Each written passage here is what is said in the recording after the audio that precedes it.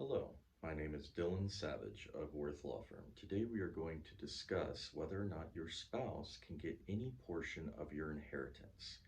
And that goes for whether or not you are facing a divorce imminently or if you are happily married.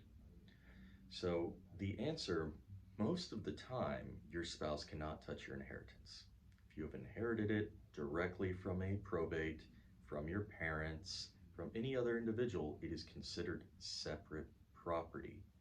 Now, there are a few ways that you can make that marital property, so you need to be careful. If you've gotten that inheritance and it went straight into a separate account, you should be fine. Do not commingle those inherited funds with a joint account. Do not give access to that account to your spouse. That needs to be kept completely separate. And the same would go for any property, real or otherwise, vehicles, land. Keep it completely separate and it will be safe. Do not allow them to make permanent or increased changes to the property in any way so it would increase in value. It needs to be kept completely separate from the marriage.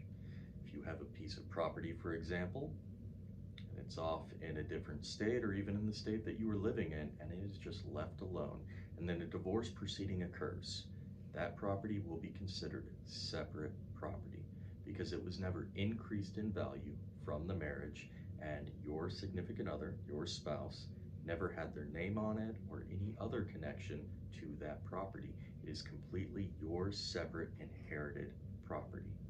So, to summarize, most of the time, your spouse, unless you take action to connect them to a inherited property or inherited funds, they will have no ability to get that inheritance.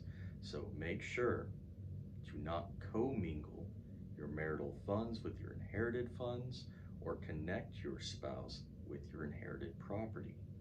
Otherwise, they may have a claim to that inheritance. If you found this useful or you believe that another person could use it as well, please go to theoklahomaattorney.com. You can find us, Worth Law Firm, there. My name is Dylan Savage, and I hope you enjoyed this video.